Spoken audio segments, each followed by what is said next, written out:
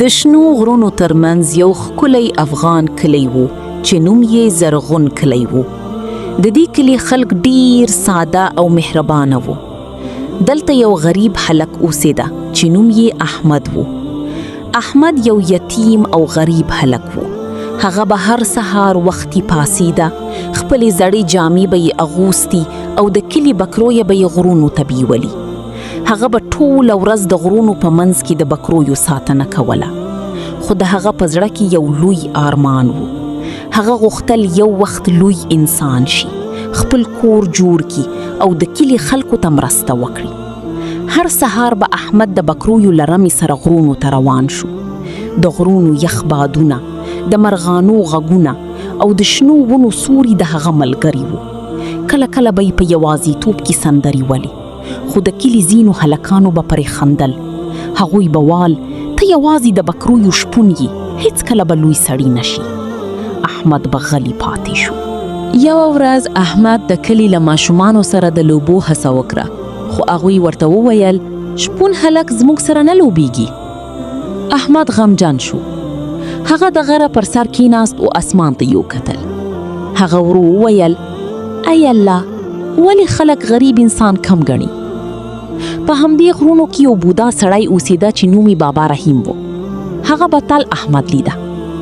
یوه ورځ یې احمد ته وویل زویه، انسان د جامو او پیسو له امله لوی نه وي، د زړه له امله لوی کیږي. دا خبرې د احمد په زړه کې پاتې شوې. یوه ورځ سخت باران او طوفان پیل شو. بادونه ډېر زورور وو. بکرۍ وېرېدلې او هرې خواته تښتېدلې. احمد هڅه کوله چې ټولې بکرۍ راټولې کړي، خو ناڅاپه یوه کوچنیه بزه د غره څنګې ته ولیده. احمد بې له ویره منډه کړه. هغه ځان په خطر کې واچوه او بزه یې وژغورله. کله چې احمد بزه پورته کوله، خپله پښه یې وښویده. هغه د غره له تیږو سره نږدې ولوېد، خو په سختي یې ځان وژغوی. باران سخت و، خو احمد ټولې بکرۍ خوندي کلي ته راوسته. کله چې خلک خبر شول چې احمد د سخت طوفان پر مهال ټولې بکرۍ ژغورۍ دي، هغوی حیران شول. یو سپین زغیري وویل دا هلک ډېر زړور دی. له هماغه ورځه وروسته د خلکو چلند لږ بدل شو. احمد به هره شپه د کور مخې ته ناست و او د کلي ماشومانو کتابونو ته به یې کتل. هغه غوښتل سبق ووایي، خو د فقر له امله ښوونځي ته نشو تللی. یوه ورځ بابا رحیم هغه ته یو زوړ کتاب ورکړ. هغه وویل زویه، زده کړه انسان تر ټولو لویه شتمني ده. له هماغې ورځې وروسته احمد به د شپې د څراغ په کمزوري رڼا کې سبق وایه.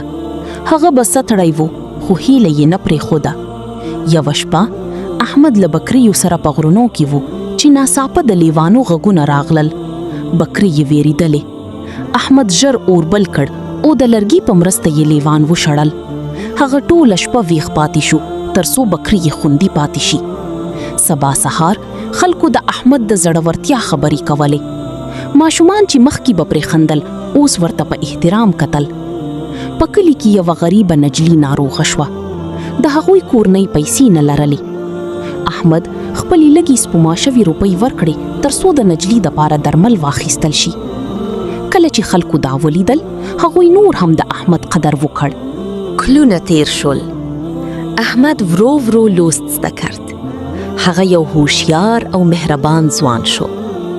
وروسته یې د کلي ماشومانو ته سبق ورکول پیل کړل. یو وخت راغی چې احمد خپل کوچنی کور جوړ کرد. هغه نور غریب شپون نه و. هغه د کلي د خلکو لپاره د احترام وړ انسان شو. یوه ورځ بابا رحیم احمد ته ویل ما درته ویلی و انسان د زړه له امله لوی کیږي. احمد مسکی شو. هغه آسمان ته وکتل او د خپل سخت ژوند ورځې یې یادې کړې. غریب انسان کم نه وي. صبر او زحمت یو وخت بریا راولي. زده کړه د ژوند تر ټولو لویه خزانه ده.